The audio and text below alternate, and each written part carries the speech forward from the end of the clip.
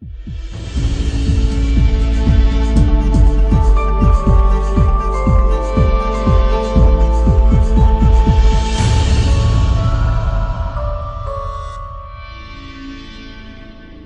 nós continuaremos a nossa escola bíblica sobre a visão da igreja. Na semana passada, o pastor Luiz começou com abençoar o mundo, e nós vimos uma das maneiras de fazermos isso, desenvolvendo uma vida missional, voltada para alcançar pessoas para se tornarem discípulas, seguidoras de Jesus. E nós terminamos com uma dinâmica em que cada um de nós teve que pensar em tipos de pessoas que temos contato, que ainda precisam ser apresentadas à mensagem do Evangelho, ou que já foram apresentadas, mas ainda precisam ser transformadas. E fomos desafiados a orar por essas pessoas. Eu espero que você tenha orado nessa semana. Eu espero que você tenha se sentido encorajado para abençoar o mundo por meio da mensagem do Evangelho. Hoje nós vamos ver, ali no meio, amar a igreja, tá bom? Conhecer a Deus, amar a igreja, abençoar o mundo. Já vimos uma das partes do que significa abençoar o mundo. Não dá para esgotar tudo em uma aula. Hoje nós também veremos um pouquinho sobre o que significa amar a igreja, tá bom? O que nós queremos dizer com isso? E nós vamos tentar responder algumas perguntas. Passa aí para mim, Ron. A primeira delas: o que é igreja? O que nós queremos dizer com igreja? Por que que igreja é tão importante, tão essencial?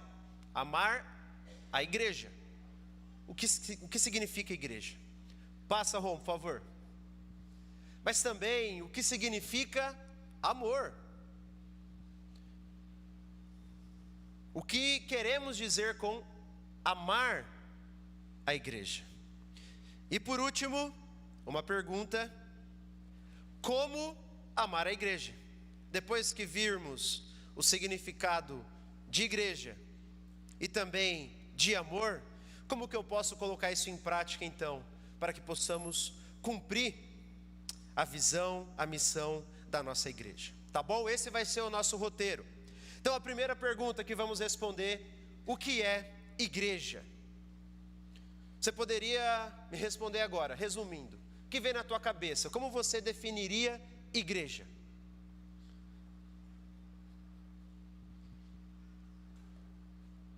Numa frase, numa sentença, o que é igreja?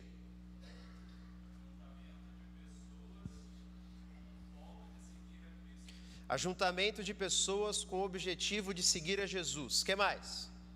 Alguém falou aí? Oi? Local de comunhão. O que mais? Casa de oração. O corpo de Cristo. Às vezes a gente fala de igreja, mas a gente não sabe definir muito bem o que é isso. Por quê? Porque no nosso tempo existem várias visões e opiniões a respeito da igreja. Por exemplo, passa aí para mim, Rô. Nós temos a visão tradicional. Você já ouviu essa, né? A casa de Deus. Só que a visão tradicional usa a casa de Deus no sentido do templo. Então eu estou na casa de Deus. A criança que corre agora chegou na casa de Deus, não pode correr, não pode falar alto, estou na casa de Deus. E muito da nossa tradição batista traz esse significado ali, né, de que o templo é a casa de Deus. Então se reunir fora do templo, mesmo que seja como igreja, não é tão importante. O templo é central. E isso é um resquício do catolicismo. A igreja católica entende que a construção é o lugar onde habita, onde está Deus, trazendo uma imagem lá do judaísmo antigo.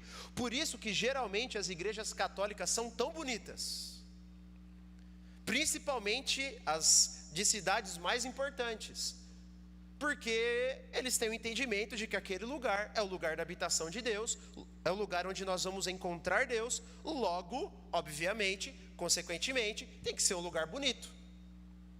E aí muitos evangélicos, muitas pessoas se convertem e ainda trazem essa ideia, como se as quatro paredes fossem o lugar de habitação de Deus. Mas não é essa a visão, não é essa a definição de igreja, tá bom? Nós não cremos nisso, de que um lugar específico carrega algum poder santo. Por exemplo, no início da história da igreja, os cristãos começaram a ser perseguidos, depois pelo Império Romano. Eles se reuniam em cemitérios, porque o pessoal tinha medo de cemitério, né? Então eles iam lá no cemitério, porque lá eles sabiam que ninguém ia ficar lá procurando eles. Eles se reuniam em cavernas, em catacumbas, em lugares onde as pessoas tinham medo de ir, para que eles pudessem ali, de fato, ter um encontro como igreja. No mundo hoje, lugares de igreja perseguida, as pessoas se reúnem nos mais diversos lugares, para que as autoridades não vão até elas para as prenderem. Então, essa é a primeira visão, a visão equivocada. A segunda, que também é tão popular quanto essa aí, já ouviu essa frase?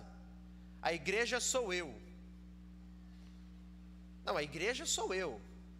Estava ouvindo um podcast nessa semana de um casal bem famoso, que se dizem evangélicos, e eles estavam falando com o entrevistador, e dizendo assim: não, mas a gente pratica a igreja todo dia, a gente é a igreja. O argumento deles basicamente era assim: a gente não frequenta uma igreja, a gente não congrega uma igreja, de vez em quando a gente vai, a gente até frequenta lá, mas não somos parte daquela igreja, porque a gente é a igreja, a nossa família é a igreja. A gente se reúne e faz o nosso culto, eu, meu marido e os meus filhos. Uma visão liberal. As pessoas, isso é bem comum a gente ouvir: não, porque eu sou a igreja, não preciso me comprometer, não preciso ser membro, eu frequento porque me ajuda, porque assim, traz um tipo de edificação para mim. Mas se não trouxesse, eu não frequentaria, ficaria em casa, ficaria de boa, ficaria tranquilo. Não, está errado. A igreja não sou eu, a igreja não sou eu. E aí tem a visão dos desiludidos. Para que igreja? E talvez você já tenha sido um desiludido. E de fato existem muitos motivos justos pelos quais as pessoas sofrem desilusões dentro da igreja: abuso de autoridade, pecados graves que a pessoa sofreu, e a pessoa sofre desilusão com determinada igreja.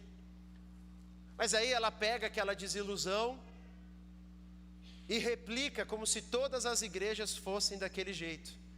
E então ela fica desiludida com todas as outras. Também tem a visão inclusivista, a visão inclusiva, melhor dizendo: vale tudo que tem Jesus. Então fala de Jesus, já ouviu essa? Não, fala de Jesus, então tá bom, deixa, não tem problema. O importante é que está falando de Deus, né? O importante é que está falando de Jesus. Mas qual Jesus? Qual Jesus que está falando? Da onde as pessoas estão tirando a base para falar sobre Jesus? Também tem, quase encerrando, o exigente, aquele que busca a igreja perfeita. E aí, às vezes, o exigente, também sofre desilusão com a igreja, mas por motivos errados. Não, porque eu sofri desilusão porque a igreja não toca a música que eu quero, porque a igreja, o pastor não usa terno. Não, eu sofri desilusão porque não me deram diaconia, eu queria ser diácono na igreja, não me deixaram. E a pessoa é exigente, ela olha para tudo, né? Ela olha para as outras coisas, ela olha para o estacionamento, para os bancos, para as pessoas, mas ela não olha para Jesus, ela não olha para a palavra, ela não olha para a ceia, ela não olha para as questões espirituais. Quando o outro erra, é a primeira a apontar o dedo, a falar, mas quando erra, quando ela mesma erra, não, eu mereço perdão. Mas se é outro, condenação. E aí o último é o confuso. Eu não preciso de uma igreja, eu vou aqui, às vezes me dá vontade eu vou lá, às vezes me dá vontade eu vou ali. Isso está ficando cada vez mais comum, essa última aqui. Eu não preciso de uma igreja, principalmente em cidades grandes, e principalmente com jovens. Não, o culto de jovens lá no sábado, né? Naquela igreja lá, é mais legal, vamos lá. Aí no outro sábado vai ter na outra igreja, não, vamos lá naquela outra. E muitos só estão querendo arrumar namoradinho, né? Estão querendo, nada com nada, só querem conhecer mais gente. Então nós temos várias visões e opiniões concorrentes acerca da igreja. E isso fica na nossa mente. Isso fica e entra naquilo que nós também pensamos a respeito da igreja e nos influencia. Queiramos ou não, isso nos influencia. Por isso que é importante a gente falar sobre isso. Quando a gente fala da igreja, antes de entrar na definição, a gente precisa entender que a Bíblia utiliza essa palavra de duas maneiras diferentes, tá? A primeira maneira que a Bíblia utiliza essa palavra é para falar a respeito da igreja invisível. O que os teólogos querem dizer quando nós falamos da igreja invisível? A igreja invisível é a soma de todos os verdadeiros crentes no Senhor Jesus. Essa é a igreja invisível.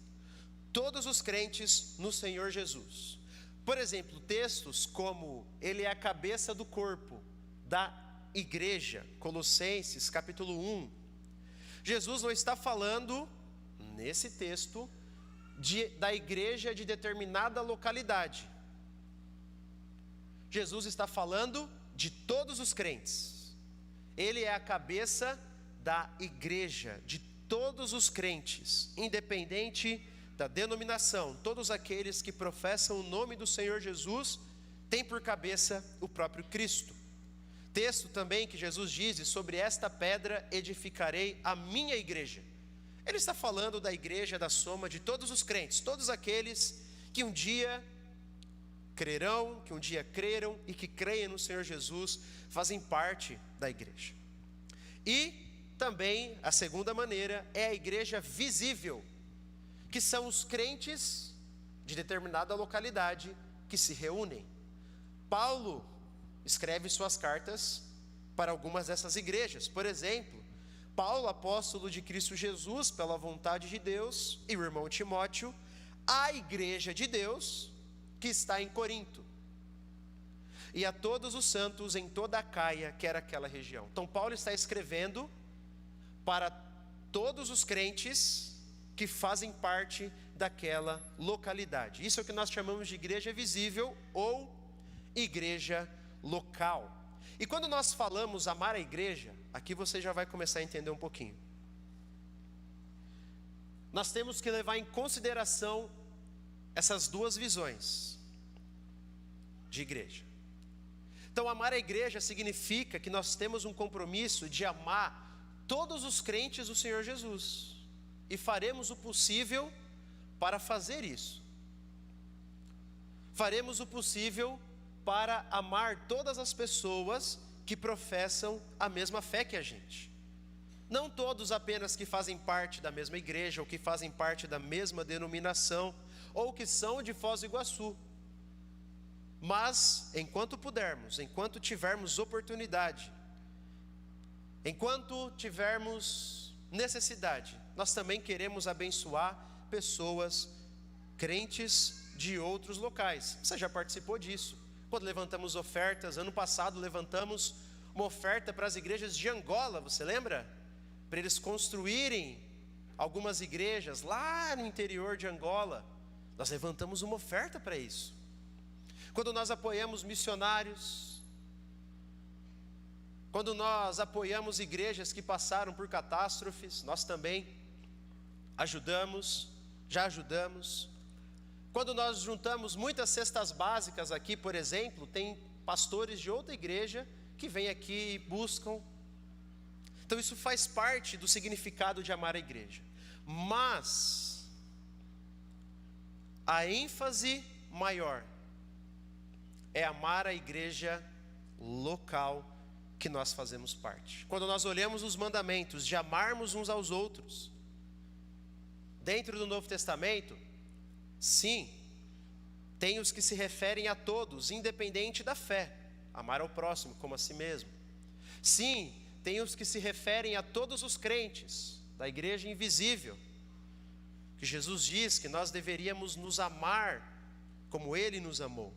Mas a maior parte desses mandamentos estão dentro do contexto de igreja local. A ênfase é amarmos quem eu vejo. A ênfase é amar quem está do meu lado. A ênfase é amar o meu irmão, com quem eu tenho um compromisso, com quem eu tenho um pacto. E essa é a nossa ênfase do significado de amar a igreja. Queremos amar aqueles que estão aqui conosco. Queremos amar, primeiramente, aqueles que se reúnem, aqueles com quem temos um compromisso. Então, temos essas duas maneiras de se olhar para a igreja, mas a nossa ênfase é dentro da igreja visível. E agora vamos para a definição de que é a igreja. Olha essa definição, se alguém tiver dúvida, vai levantando a mão, por favor. A igreja local é uma comunidade pactual da palavra de Deus, das ordenanças, da disciplina e do discipulado. Preste atenção nessa definição. A igreja local é uma comunidade pactual da palavra de Deus, das ordenanças, da disciplina e do discipulado. Vamos destrinchar um pouquinho. Primeiro, pactual. Significa que nós temos um pacto, que nós temos um compromisso, que nós temos uma aliança uns com os outros. Nós temos um pacto de membresia, que toda membresia foi encorajada a assinar há 2 anos atrás. Um pacto, um compromisso, uma aliança. E isso nós vemos lá do Antigo Testamento, quando o povo de Deus fazia pactos entre si, um compromisso, uma aliança de se ensinarem, de se amarem, de se exortarem mutuamente. E nós vemos esse compromisso sendo repetido ao longo do Novo Testamento. Então, de uma maneira didática, simbólica, nós fazemos isso com um pacto de membresia. Todo novo membro que agora tem que chegar na nossa igreja, ele tem que aprender o que é esse pacto, ele tem que ler esse pacto e ele tem que assinar esse pacto. Porque a comunidade local, ainda que não existisse isso, mas ainda assim se pressupõe que nós temos um compromisso uns com os outros. É como, por exemplo, o texto de Hebreus, que diz assim, que nós devemos nos submeter aos nossos líderes. O texto de Hebreus 13 diz isso. Eu não devo submissão aos líderes da outra igreja. Não é verdade? Imagina se eu devesse submissão aos todos os líderes, a todos os pastores do mundo. Eu não devo. O compromisso meu maior é com a igreja local. O meu compromisso maior de amar o meu irmão, de abençoar o meu irmão, é com a igreja local. E essa igreja, ela tem a autoridade da palavra de Deus, das ordenanças, da disciplina e do discipulado. 2 Timóteo 3, vamos destrinchar um pouquinho. Toda a escritura é inspirada por Deus e útil para o ensino, para a repreensão, para a correção, para a educação na justiça, a fim de que o homem de Deus seja perfeito e perfeitamente habilitado para toda a boa obra. Quando olhamos o Novo Testamento, a igreja tem a responsabilidade de nos ensinar a palavra de Deus. Eu vou enfatizar, a igreja. Sabe por quê? Porque as pessoas, muitas vezes, nós temos um entendimento errado sobre as Escrituras e achamos que eu, no meu quarto particular, eu posso ter a interpretação da Bíblia da maneira que eu quero. Eu posso interpretar, e a internet trouxe isso, né? Lá sozinho, então eu posso chegar à interpretação do texto da maneira com que eu quero. Sim, eu posso estudar a Bíblia, mas eu não posso interpretá-la sozinho a parte do contexto da minha igreja. As pessoas falam, mas a reforma protestante trouxe a livre interpretação. Cada um, os católicos nos acusam, né? Cada um pode interpretar a Bíblia como quer. Não.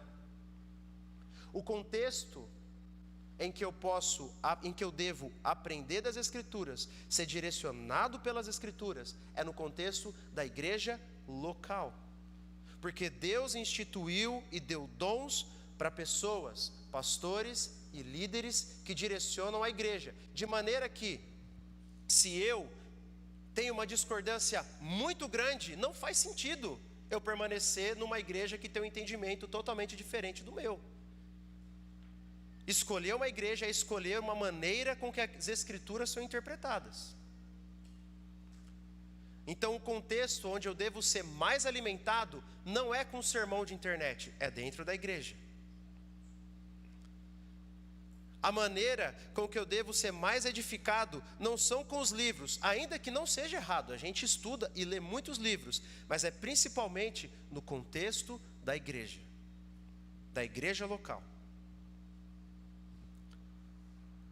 Mas também a igreja tem a autoridade das ordenanças, as duas ordenanças, batismo e ceia. Isso também precisa acontecer dentro do contexto da igreja local. Eu não posso me auto-batizar. Eu não posso ir lá no rio, tomar um banho e dar um mergulho sozinho. Porque o batismo, ele simboliza a entrada de uma pessoa na comunidade da aliança, no povo de Deus. Também na ceia do Senhor. Quando nós lemos 1 Coríntios 11, um texto em que Paulo instrui sobre a ceia, ele está falando para uma igreja, ele usa termos no plural. Ele diz que para participarmos da ceia do Senhor, nós temos que discernir o corpo.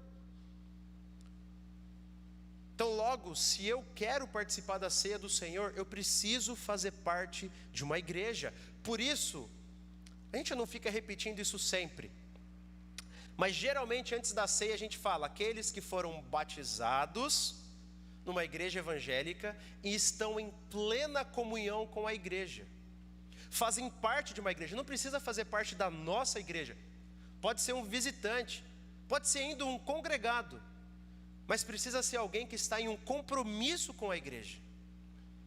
Eu preciso fazer parte de um povo para participar disso. A autoridade vem da igreja. A igreja também, como nós vimos, tem a autoridade, pode passar, da disciplina.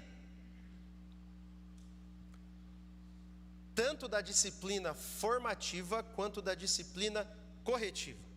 Então, por exemplo, Hebreus 3, pelo contrário, encorajem-se uns aos outros todos os dias, durante o tempo que se chama hoje, de modo que nenhum de vocês seja endurecido pelo engano do pecado. O autor de Hebreus está escrevendo para aquela igreja, dizendo que cada um daqueles membros tem a responsabilidade de se exortarem mutuamente. Então, quando eu faço parte de uma igreja, eu estou permitindo com que todos os membros, veja, o texto não está falando só que os pastores têm que exortar, encorajar uns aos outros, para que não sejam endurecidos pelo engano do pecado. Todos nós, quando eu sou membro dessa igreja, eu estou autorizando que qualquer pessoa possa vir até mim e me encorajar se eu estiver sendo endurecido pelo engano do pecado. Me exortar, me chamar a atenção. E isso é necessário. Se eu não tenho isso,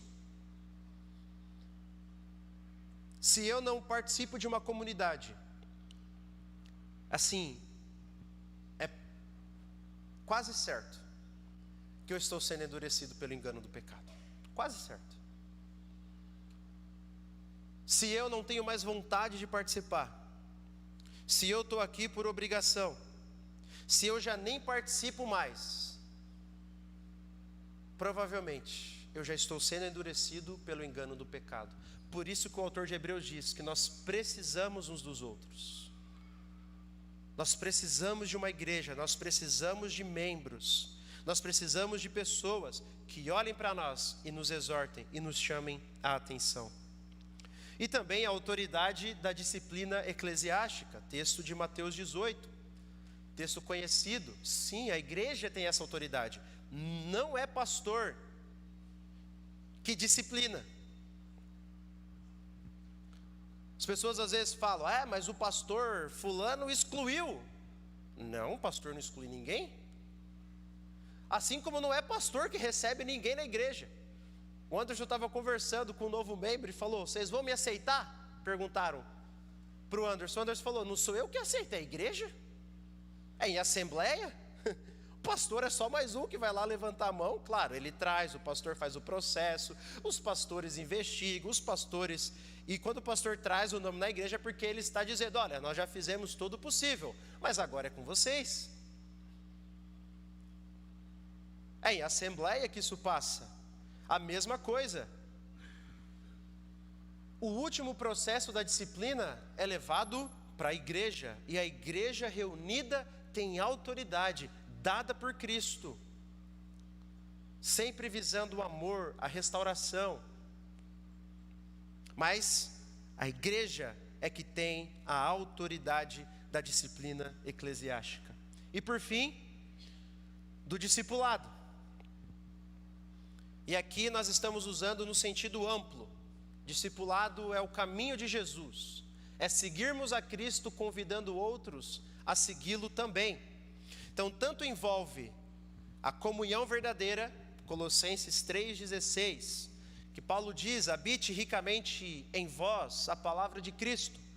Ensinem e aconselhem-se uns aos outros com toda a sabedoria, e cantem salmos, hinos e cânticos espirituais com gratidão a Deus em seus corações.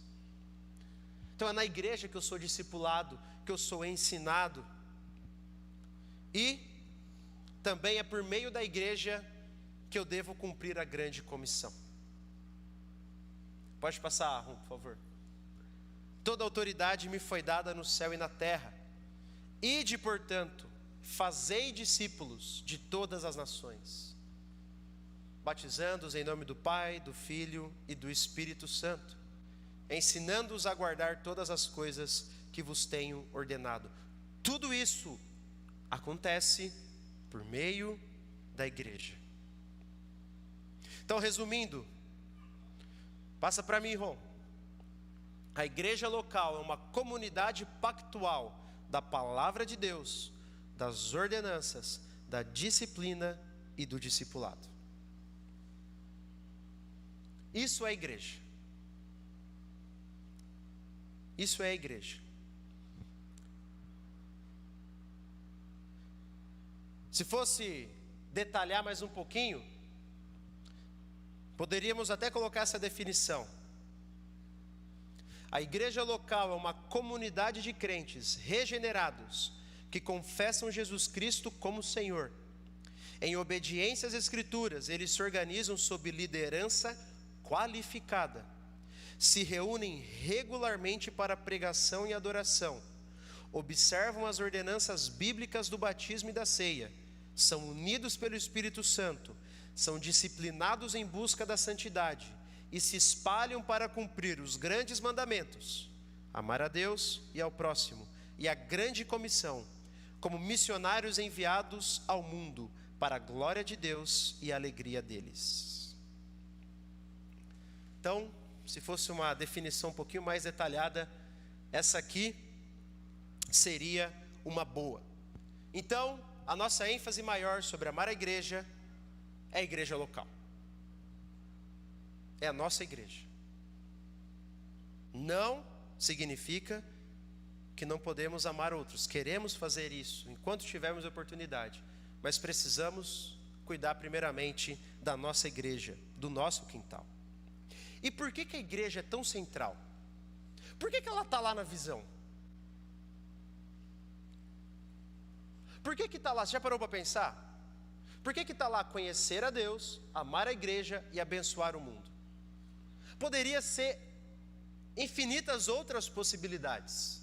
Mas por que dentro de todas essas outras milhares de possibilidades, pensamos especificamente na igreja? Em colocar lá a igreja. Olha o texto de Romanos 8, 28 a 30. Você conhece esse texto, né? Bem conhecido.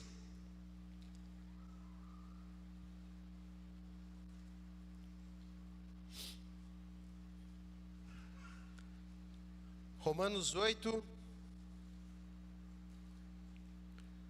28 a 30, que diz: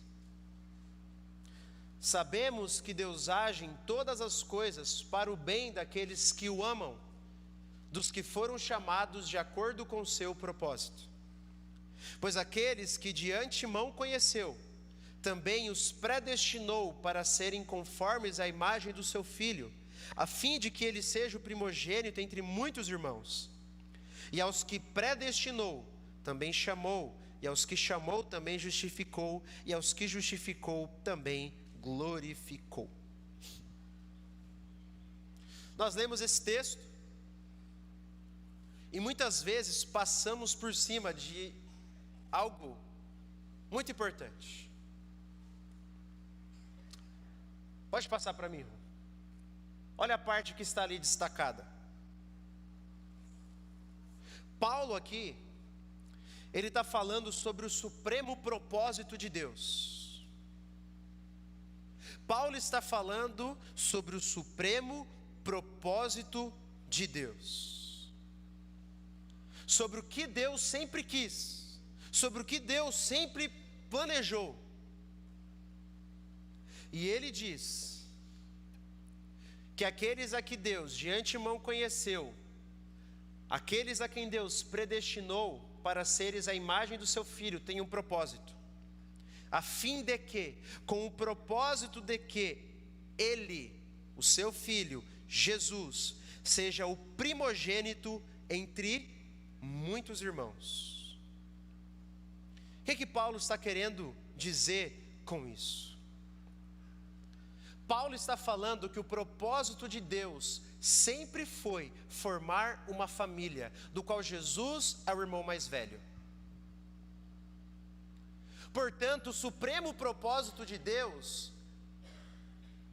não foi assim, se eu pudesse falar, não foi me salvar, nem te salvar. Isso estava incluso no seu supremo propósito. Às vezes a gente olha, por causa dessa cultura individualista, a gente olha para a nossa salvação só em termos individuais. Mas Deus me salvou com um propósito que é maior, que é fazer parte de uma família, do qual Jesus é o primogênito, é o irmão mais velho, é quem tem a proeminência.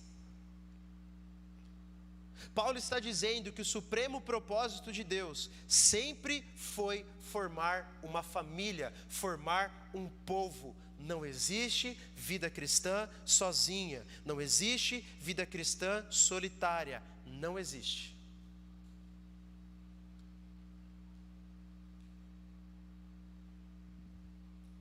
Texto de Efésios, capítulo 1, está aqui, ó. Bendito seja o Deus e Pai de nosso Senhor Jesus Cristo, que nos abençoou com todas as bênçãos espirituais nas regiões celestiais em Cristo.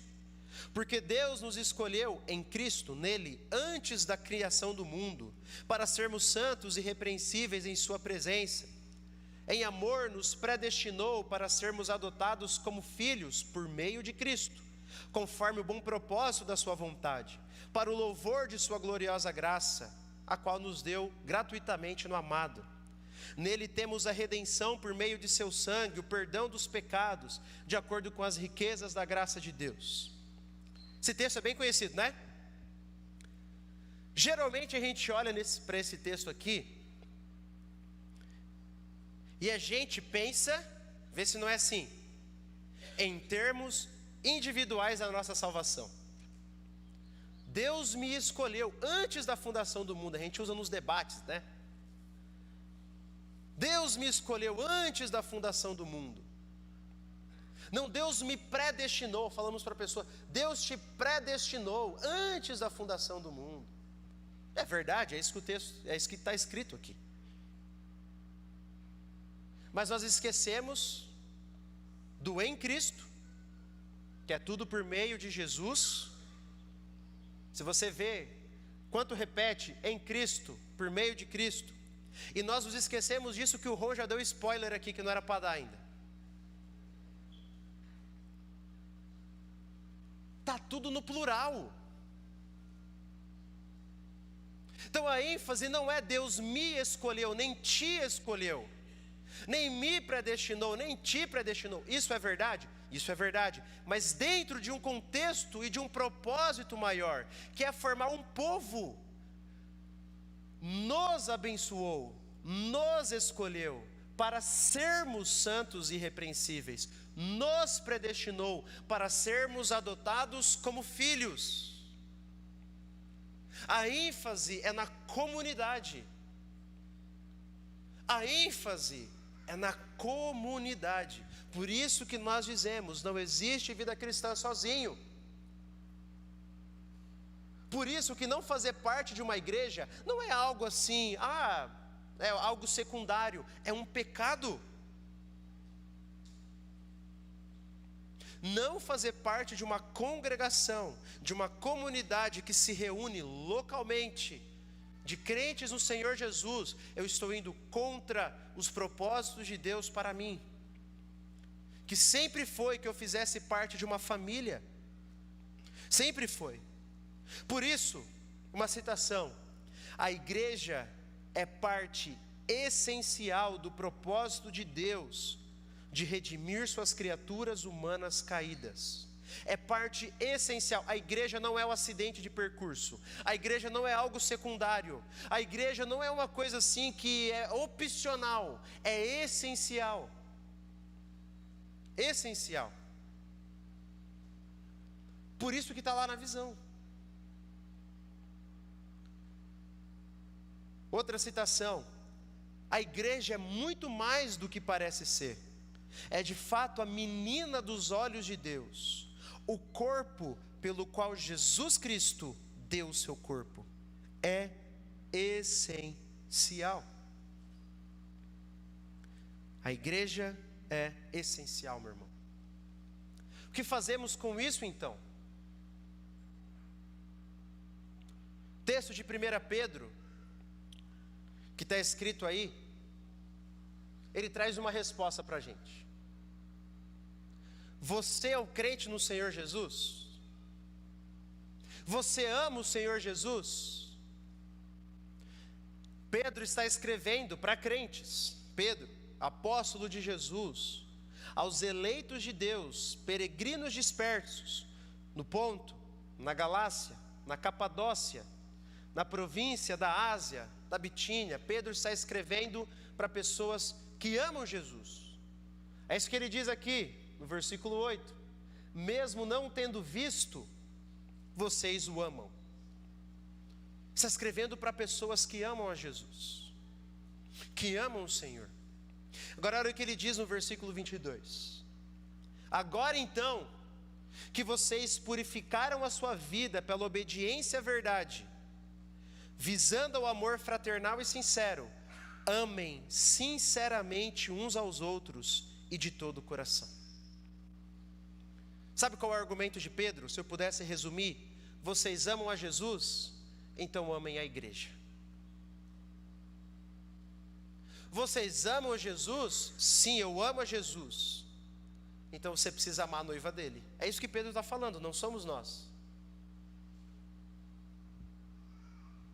Agora que vocês purificaram a sua vida pela obediência à verdade, que se submeteram a Jesus, esse Jesus que vocês amam, amem, uma ordem, sinceramente, uns aos outros e de todo o coração. Todo o coração. Então, se eu amo a Jesus, eu preciso amar a igreja. Jesus já disse isso, lembra? Com isso, todos saberão que vocês são meus discípulos, se vocês amarem uns aos outros. Por isso também está lá amar a igreja. Poderia ser, sei lá, edificar a igreja, tem texto bíblico para isso. Poderia ser, sei lá, abençoar a igreja, traria um significado especial também, mas a ênfase é amar a igreja.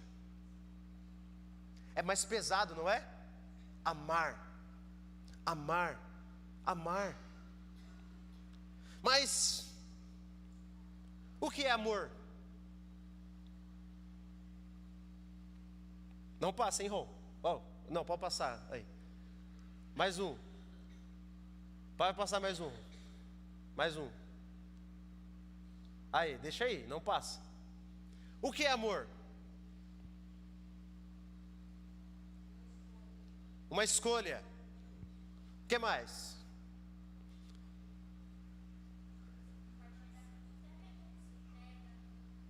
Oi?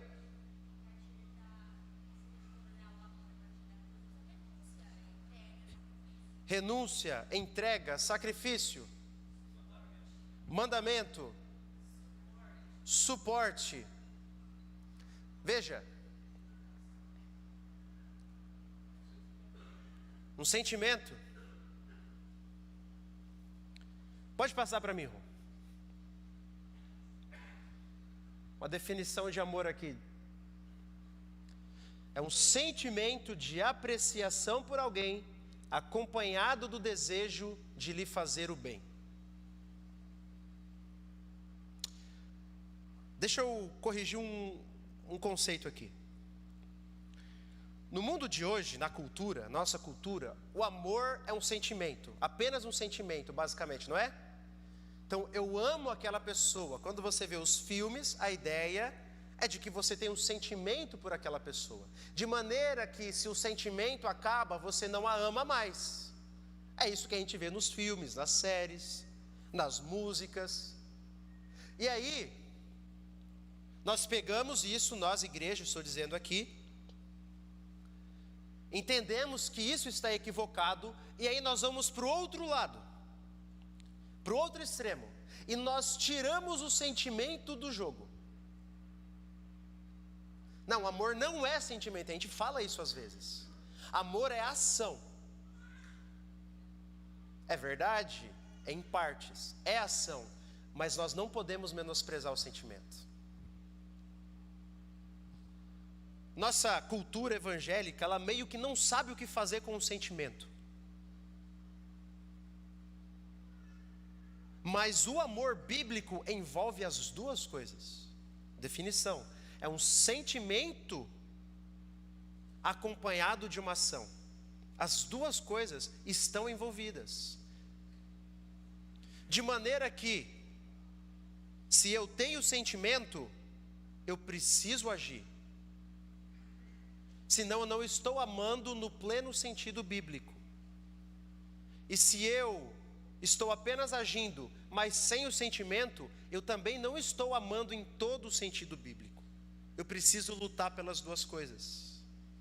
Eu preciso ir atrás do sentimento que produz ação e da ação que produz sentimento. As duas coisas se retroalimentam. Então, as duas coisas são importantes. Por que que isso precisa ser frisado? Porque nós vamos ter pessoas difíceis para amar. Deixa eu contar um segredo. Eu e você somos pessoas difíceis para amar, para alguém amar. Eu e você.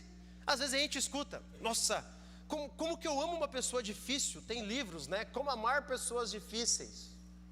E aí o livro diz assim, você já parou para pensar? Às vezes a gente lê, que você é a pessoa difícil de alguém?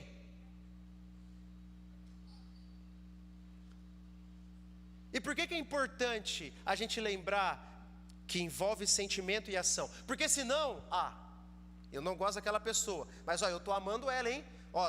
Tô ofertando se ela está precisando, eu estou abrindo a porta do carro para ela, eu estou mandando mensagem, eu não tenho sentimento, mas amor é ação, não é verdade? Eu não gosto dela, mas eu estou agindo, então eu estou amando.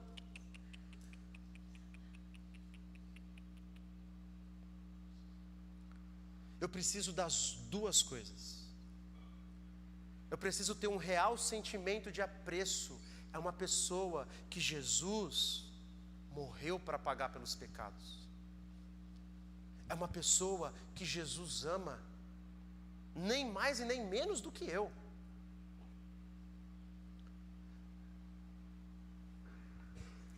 O texto de 1 João, ele junta essas coisas de uma maneira maravilhosa. João diz assim, sabemos que já passamos da morte para a vida, porque eu dou o dízimo, está escrito isso aí? Porque eu oro o dia inteiro, está escrito isso aí? Porque eu leio a Bíblia todos os dias, porque eu fui batizado, porque eu faço parte de uma igreja. Olha, tudo isso sim, eu posso analisar, mas a ênfase não é essa. A ênfase é o quê? Sabemos que já passamos da morte para a vida, porque amamos os nossos irmãos. Quem odeia o seu irmão é o que está escrito aí? Assassino. Gente, isso é pesado? Isso é pesado? Tem um texto de Provérbios que diz que Deus odeia 7 coisas. E uma das que Deus mais odeia está aquele que semeia discórdia entre irmãos. Está junto com outros pecados graves, só que a gente não fala, a gente não lembra disso. Se eu odeio o meu irmão, eu preciso botar um grande ponto de interrogação na minha salvação. Um grande ponto de interrogação. Nisto conhecemos o que é o amor. Qual é o nosso fundamento, a nossa base de amor? Que Jesus Cristo deu a sua vida por nós, e devemos dar a nossa vida por nossos irmãos. Se preciso for, eu preciso morrer pelo meu irmão. E não morrer pelos que eu gosto apenas. Pelos que eu gosto, ainda é difícil, mas é mais fácil. Se preciso for, eu preciso imitar Jesus. Aí, João está falando, imagina, não é assim, né? Mas João está falando, aí a pessoa está pensando, mas se preciso for, eu morro pelo meu irmão. Nossa, mas se alguém botar uma espada no pescoço, eu falo, ei, deixa eu. Aí João fala, é mesmo? Vai ficar conjecturando? Vamos dar um negócio mais prático para ver se a gente ama o irmão mesmo. Se alguém tiver recursos materiais e vendo seu irmão em necessidade, não se compadecer dele, como pode permanecer nele o amor de Deus? Então João está falando, você falou que você está disposto a dar a sua vida pelo seu irmão, é verdade? É verdade, estou disposto a dar a minha vida pelo meu irmão. É mesmo, ele estava passando necessidade. Você estava com o dinheiro sobrando no banco? Estava. Você foi lá para ajudar? Não, hipócrita. É isso que o João está falando, gente, não sou eu. Vocês não olham para mim assim, não? É muito bonito, eu amo meu irmão, eu estou disposto a dar a minha vida pelo meu irmão, é mesmo?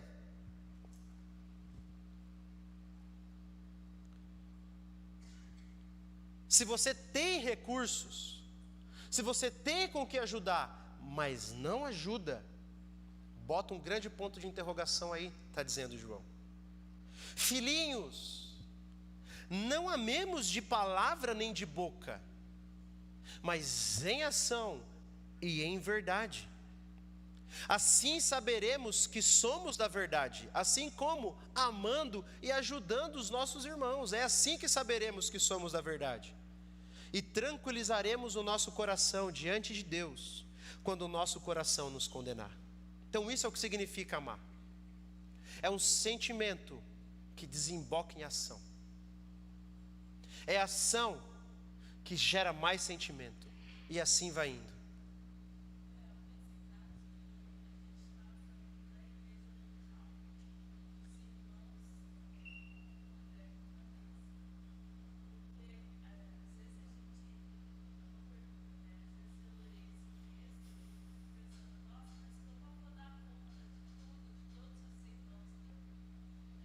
Do mundo, né?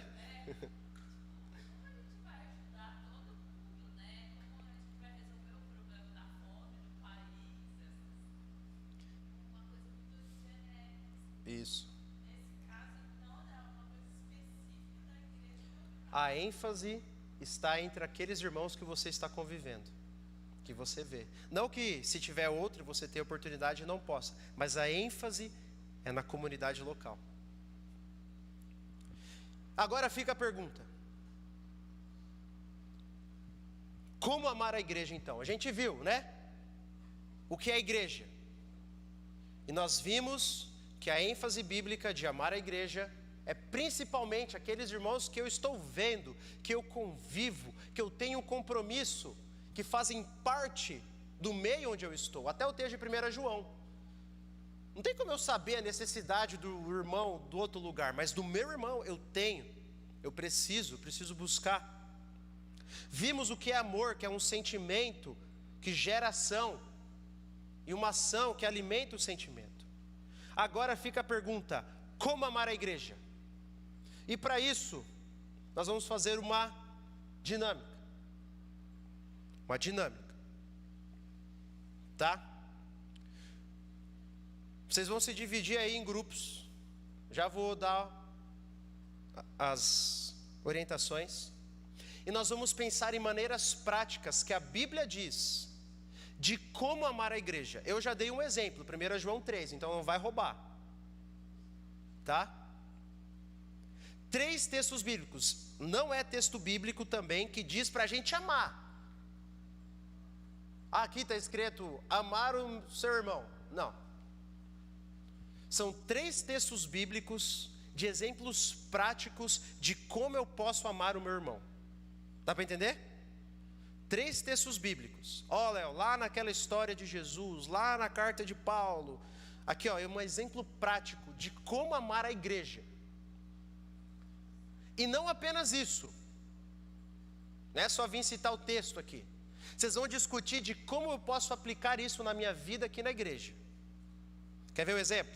A gente acabou de ver 1 João 3, que eu tenho que, se eu ver o meu irmão passando por necessidade, eu tenho que ajudar.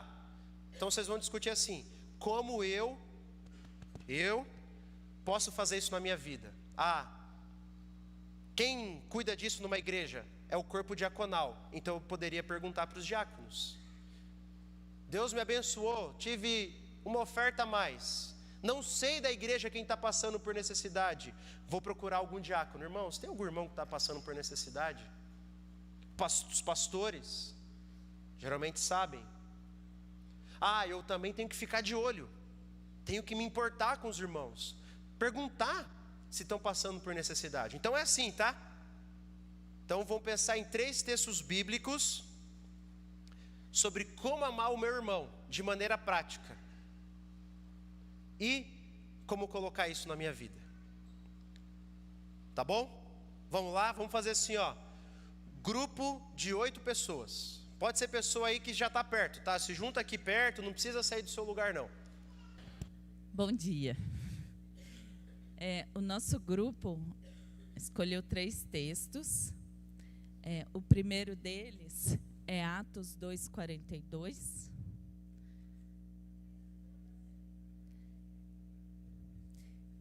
Eles se dedicavam ao ensino dos apóstolos, à comunhão, ao partir do pão e às orações.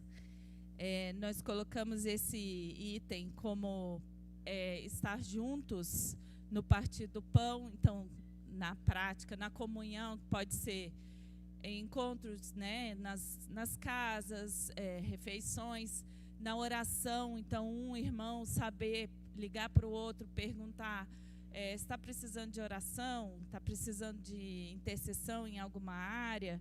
Então, colocamos esse texto nessa parte, comunhão e oração. O outro texto nós colocamos foi de exortação, que é 2 Coríntios 13, 11. Eu tinha marcado, agora já perdi, calma aí.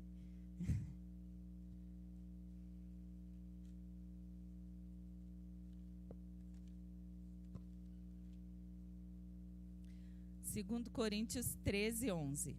Sem mais, irmãos, despeço-me de vocês.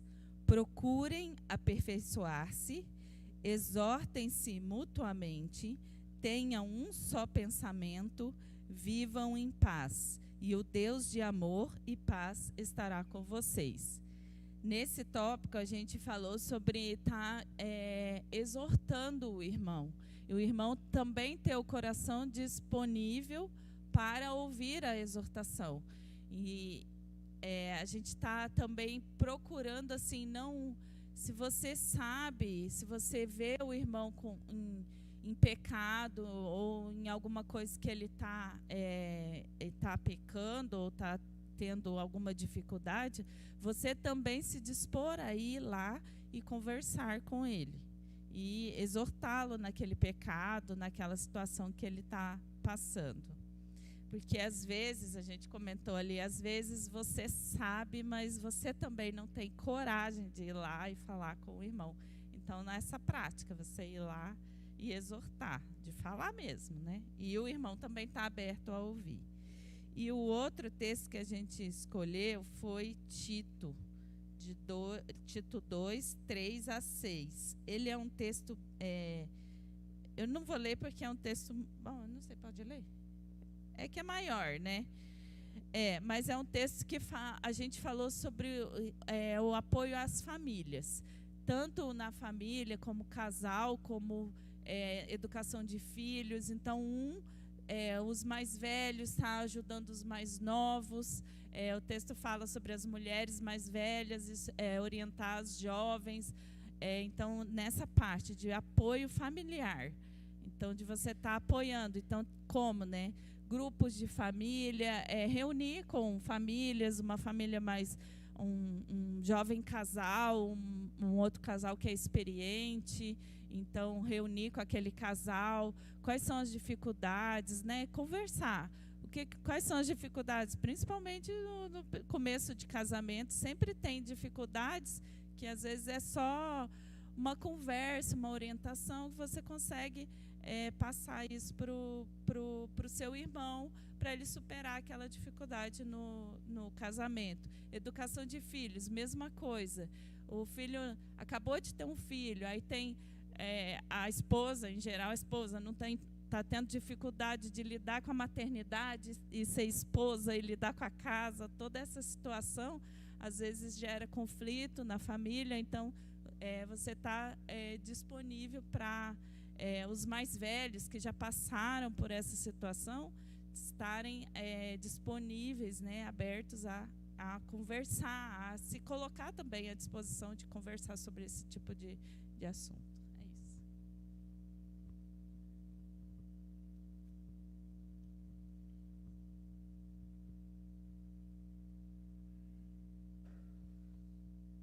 Bom dia, irmãos. Graça e paz. Bom, vamos lá aqui que eu estou com os textos marcados aqui para ser mais objetivo. Um dos textos que a gente escolheu foi Tiago 1:27, né? A religião pura e imaculada para com o nosso Deus e Pai é esta: visitar os órfãos e as viúvas nas suas aflições e guardar-se incontaminado do mundo. Então, a aplicação aqui está voltada realmente a, assim, os órfãos e viúvas aqui correspondendo, né, aquelas pessoas na igreja, os irmãos da igreja que realmente não tem, às vezes, ninguém por eles, né? Às vezes são pessoas que não têm familiares aqui. Acho que você foi um pouco órfão aqui, né, Léo, quando chegou aqui, né? Porque a igreja te abraçou, né? Você não tinha teus pais, não tinha ninguém aqui. Estou dando um exemplo, né, que não é só o órfão literal, nem só a viúva literal, né? Mas esse tipo de suporte para esses irmãos acho que é muito fundamental. É uma aplicação prática da gente estar se aproximando e acolhendo, né, esses irmãos. O outro texto que tinha marcado aqui foi o de Atos 13, versículo 3. Eu poderia ler mais, mas o contexto aqui foi quando a igreja separou Saulo e Barnabé para enviá-los, né, para a primeira viagem missionária. Então o versículo 13 ele diz: então, depois de jejuarem e orarem, impuseram sobre eles as mãos e os despediram. Aqui eu entendo também o amor da igreja no cuidado de reconhecer os ministérios dos irmãos, né, interceder, entender, reconhecer esse ministério e apoiar, né? Porque aqui eles só foram porque a igreja de fato reconheceu o ministério que Deus tinha para a vida deles, buscaram direção em Deus e se comprometeram em suportá-los também nesse ministério. Então aqui é o que a gente já vive aqui na igreja em muitos momentos, como a gente já reconheceu os vários ministérios aqui, como o do Léo, né, da Andressa, enfim, outros irmãos aqui da igreja que já foram para o campo, mas mesmo ministérios locais também, né, para exercício aqui dentro da própria igreja. A gente ter esse discernimento e começar a entender: irmão, vejo que você pode servir em tal área, né? Vamos estar orando junto com os irmãos para entender se essa é a vontade de Deus, de te dar suporte, treinamento, né? Enfim, esse é um dos textos. E o último aqui é em Filemon, né? No versículo do 9 até o 12. Ali, para quem lembra, né, é uma carta que Paulo escreve para Filemon pedindo que ele receba de volta Onésimo, que era escravo de Filemon, mas tinha, vamos dizer, se rebelado, né? E aí ele fala: prefiro todavia solicitar, tipo, Paulo está falando, eu poderia usar da autoridade, né, que eu tenho como apóstolo, mas eu estou pedindo em amor para você, né, sendo que eu, Paulo, velho, né, um amigo, também agora prisioneiro de Cristo, peço-te por meu filho Onésimo, que gerei nas minhas prisões. Outrora ele te foi inútil, mas agora a ti e a mim é muito útil. Mando-o de volta a ti e a ele, que é o meu coração. Aqui eu vejo o ministério de reconciliação, Paulo exercendo o meio de campo para pregar dois irmãos que estavam brigados, vamos dizer assim, porque aqui ele fala depois, ele é teu escravo, mas ele é teu irmão também em Cristo agora. Então aqui eu vejo o ministério da reconciliação, ou seja, nós servindo a Deus dentro do corpo, amando, vendo que dois irmãos estão brigados, estão com algum problema, e a gente podendo ser o meio de campo para trazer de volta esses irmãos à comunhão entre eles, para quebrar aquela barreira. Então é isso. Bom dia, irmãos. Graça e paz. Primeiro versículo que nós escolhemos aqui foi 1 João 4, 19 e 20. Vou ler aqui. Nós amamos porque Ele nos amou primeiro. Se alguém afirmar, eu amo a Deus, mas odiar o seu irmão, é mentiroso, pois quem não ama seu irmão a quem vê, não pode amar a Deus a quem não vê. Bom, acho que não precisa nem explicar isso aí, né? E o outro é Hebreus 13, 2, a Marisa vai ler. Na verdade é 13 do 1 ao 3, diz assim, ó: seja constante o amor fraternal, não negligencies a hospitalidade, pois alguns praticando sem o saber acolheram anjos. E lembre-se também dos encarcerados, como se presos com eles, dos que sofrem maus tratos, como se com efeito vós mesmos em pessoa fosseis maltratados. Então hoje, irmãos, aqui na nossa realidade, nós não temos presos por causa do Evangelho, mas no mundo nós sabemos que existem muitos irmãos que estão encarcerados porque professaram, né, o amor a Jesus. Então nós temos que lembrar dessas pessoas, orar por elas, interceder. Essa é uma forma de amor também, a intercessão por essas pessoas. E aqueles que também nós temos que manifestar o dom da hospitalidade, né? Nas nossas casas, termos comunhão com os irmãos, amar os irmãos. Naquela época era comum, né, as pessoas estarem em deslocamento, viajando, e aí os irmãos abriam suas casas para receber as pessoas. Nós também, para receber missionários, pastores e mesmo os irmãos no nosso dia a dia. O outro versículo é Marcos 6, de 30 a 44, não vamos ler, porque é muito extenso, mas fala sobre a multiplicação dos pães e peixes, que a gente ouve falar que Jesus lá, ele fez a multiplicação, mas tinha um menino que tinha esses pães e os peixes, ele entregou para a igreja, para que fosse feito o milagre, né? Então ele deu tudo o que ele tinha em prol dos outros também, né? Então fica aí esse nosso registro aí. Legal.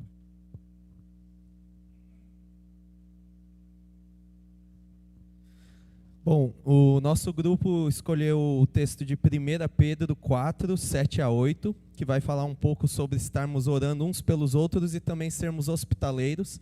E na prática a gente falou um pouco sobre receber pessoas de fora, né? Como o Guto tinha comentado, pessoas que talvez vieram para Foz, não tem família aqui por perto, ou família distante, ou até mesmo receber algum preletor, algum pregador que vem falar na nossa igreja e vai edificar nossa igreja local também. A gente está podendo receber essa pessoa em casa. A gente falou também de Gálatas 6, de 1 a 2, que também fala um pouco sobre exortação em amor. Então está procurando o nosso irmão, está exortando, marcando um café, tudo isso em amor, né? Não para causar intriga. E também Tiago 5, 16, a gente falou sobre estar confessando os nossos pecados uns aos outros, né? Isso tem muito a ver com a questão de ser irrepreensível, não ter nada a prestar conta para ninguém.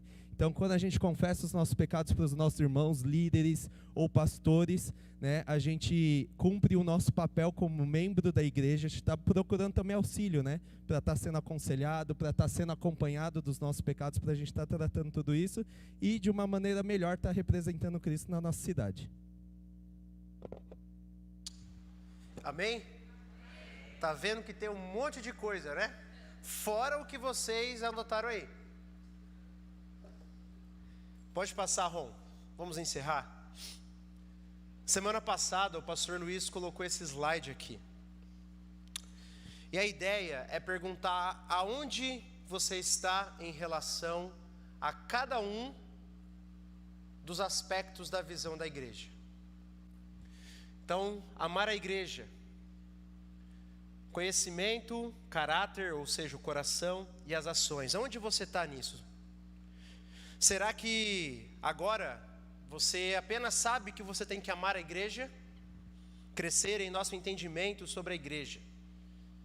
Léo, agora eu sei o que eu tenho que fazer. Eu sei que eu tenho que amar a igreja. Mas parou por aí. Eu sei que eu tenho que fazer, mas eu não faço. Mas eu sei. Agora eu sei. Será que isso já atingiu o seu caráter, ou seja, o seu coração? Você agora está desejando experimentar. Fala, eu quero isso, eu quero fazer parte disso. Eu quero ser parte de uma igreja que é uma família. Eu quero fazer parte de uma igreja em que todos têm um compromisso, têm amor, têm uma convivência uns com os outros. Eu não apenas sei, mas isso atingiu meu coração. Eu quero experimentar isso. Eu quero isso para a minha vida. Ou isso já é uma realidade na sua vida? Você já está agindo. Eu estou chamando os meus irmãos, eu estou servindo os meus irmãos. Eu estou abrindo a minha casa, eu estou sendo hospitaleiro, eu estou tentando conforme as minhas necessidades, conforme a minha vida. Eu estou tentando. Aonde nós estamos em amar a igreja? É algo que está só aqui? É algo que já passou para cá? Ou é algo que já está tomando a minha vida, o meu coração, o meu tempo, os meus recursos? Eu quero isso, eu estou fazendo isso, eu estou servindo. Aonde você está? Termino com uma citação. A igreja não é um clube, uma organização ou uma entidade sem fins lucrativos. A igreja não diz respeito só a um culto no domingo de manhã ou à noite. A igreja é um povo reunido que existe pela graça de Deus para revelar a glória de Jesus e testemunhar de sua bondade e de como é a sua obra de trazer todos os filhos pródigos de Deus para casa. Essa é a igreja de Jesus. Não é um clube. É um povo reunido, uma família para testemunhar Jesus e de como Ele está trazendo todos os filhos pródigos de Deus para a família dele.